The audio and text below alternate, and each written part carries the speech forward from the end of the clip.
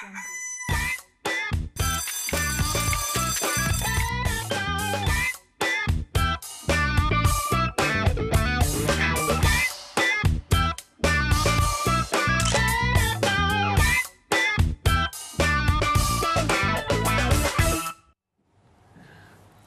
vie est une chance, la vie est une grâce, la vie est un cadeau.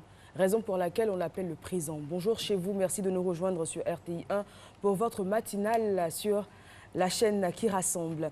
Aujourd'hui, on fera l'effort de sourire, d'être gai, de vous communiquer toute la bonne humeur dont vous avez besoin pour mener à bien vos activités, même si le cœur n'y est pas trop, car nous avons perdu un grand homme de la culture, un grand homme de l'audiovisuel et de la communication.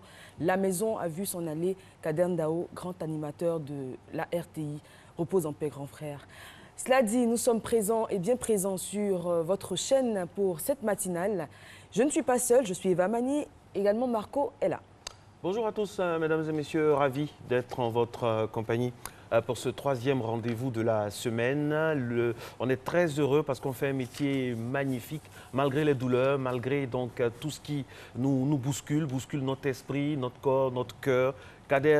Abdul Kader Ndao s'en est allé, c'est un animateur charismatique avec beaucoup d'allant, beaucoup d'entrain, qui repose vraiment, qui ne sera plus avec nous. Ça fait beaucoup de mal à toute une corporation et à tout un pays. Nous reviendrons là-dessus tout au long de cette émission avec un invité, un sachant qui nous parlera un peu de la vie de l'homme et l'impact qu'il aura eu sur sa génération en général et sur vraiment toute la Côte d'Ivoire. On va dire ça comme ça. Mais au-delà de ce côté, on aura bien de choses à aborder tout au long de ce rendez-vous matinal avec bien sûr dans quelques secondes seulement la revue de presse, mais avant la titrologie, on va passer aussi par l'écologie. Il y aura également la partie de réussite, modèle de réussite. On parlera décoration intérieure avec Aka Frank, sans oublier les déterminants qui viennent tous les jours. Normalement, le petit déjeuner, le CLFI et puis tout ce qui va bien sûr vous permettre d'aller jusqu'à 7h30. Ce sera l'heure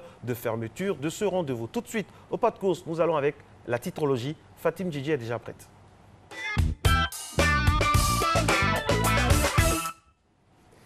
Bonjour Eva, bonjour Marcelin, bonjour à tous. Voici les titres de vos journaux ce mercredi 15 février. Soir Info titre « Les journalistes arrêtés puis libérés après 2 jours de tension ». L'autre titre concerne les élèves de Bouaké qui se révoltent et exigent des congés de Saint-Valentin. L'Expression publie un dossier sur l'armée ivoirienne de 1990 à nos jours, dossier très passionnant, et s'interroge comment guérir le grand malade. Le journal consacre aussi un encart à Kader Ndao, dont on a appris le décès hier. À la une de Fraternité Matin, le différend maritime entre la Côte d'Ivoire et le Ghana, à qui profiteront donc les gisements de gaz et de pétrole. Le quotidien consacre un encart à la lutte contre le sida. Michel Sidibé préconise la production des médicaments en Afrique. Nord-Sud, titre « Fonction publique ». L'intersyndicale fait le point après 2 semaines de grève. Le journal nous révèle aussi que les producteurs de Soubré et de Mans disent non à la grève annoncée dans la filière café-cacao. Une autre une, l'intelligent d'Abidjan s'intéresse au ravage des feux de brousse qui ont fait 17 morts et 204 milliards de francs CFA de perdus. On retrouve aussi 2 autres informations à la une.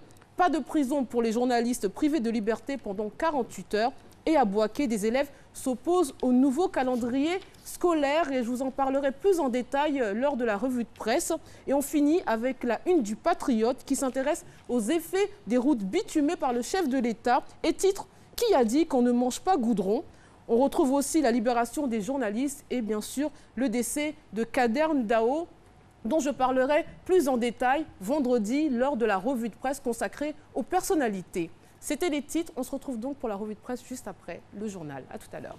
Très bien, merci Fatim.